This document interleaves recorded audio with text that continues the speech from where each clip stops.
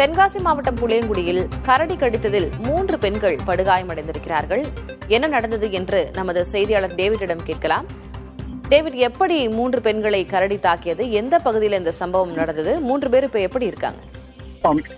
மாவட்டம் புளியங்குடி அருகே உள்ள மேற்கு தொடர்ச்சி வனப்பகுதியில் கிட்டத்தட்ட அந்த பகுதி புளியங்குடி பகுதி விவசாய பூமியாக காணப்படுகிறது. அந்த பகுதியில் இன்று அதிகாலையில 3 பெண்கள் அம்பிகாபதி, ராமலட்சுமி, சிவகுமார் இவங்க 3 பேரும் விவசாய நிலத்திற்கு சென்ற பொழுது கரடிகள் தாக்கப்பட்டு 3 பேரும், அதாவது அங்குள்ள உறவினர்களுக்கு தகவல் அளிக்கப்பட்ட உடனே அவங்க அரசு மருத்துவமனைக்கு ஆம்புலன்ஸ் மூலமாக அனுப்பிக்கப்பட்டனர்.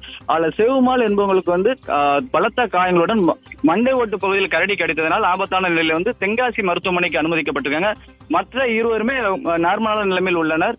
இது குறித்து அந்த பகுதியினுடைய விவசாயிகளிடம் நம்ம கேட்ட பொழுது தொடர்ச்சியாக இந்த பகுதியில் வனவிலங்கு அதிகரித்துள்ளது.